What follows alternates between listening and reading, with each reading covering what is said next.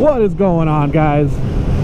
So, on my way to work this morning, after a pretty fun weekend hanging out with some friends, and I decided that I was going to do a review on my Icon Airflite helmet.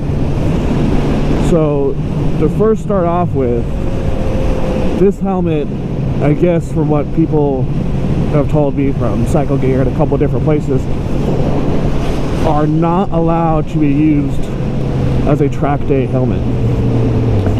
What that means is that they have failed some sort of testing, which, I mean, I'm not even gonna lie, I can't even figure out which one,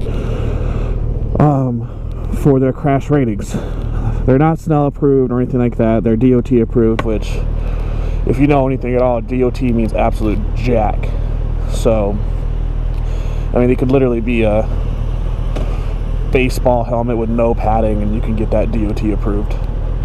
So DOT again means nothing. I got this gift, or this helmet as a gift, from an ex-girlfriend actually, and the reason why I ended up getting it is because I said I really wanted this helmet based solely on the way it looks. And I'll show you, I'll insert a little clip here, what it looks like with the chin bar, or with the visor that goes down on the chin.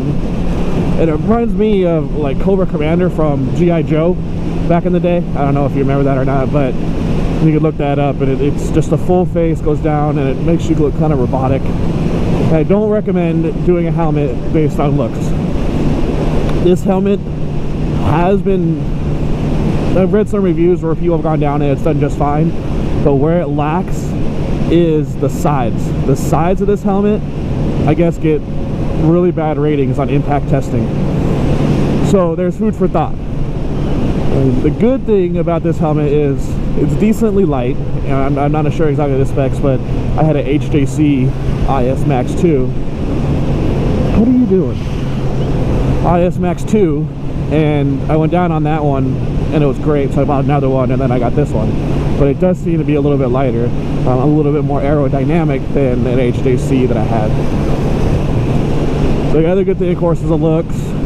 Another good thing is the ventilation on this is really, really good. There's this huge vent in the front right here on the chin, which I think you can kind of see there. Ooh, that's really cold. Kind of see there, and that's a shit ton of air in there. And then there's two on the front, and as well as exhaust ports on the back.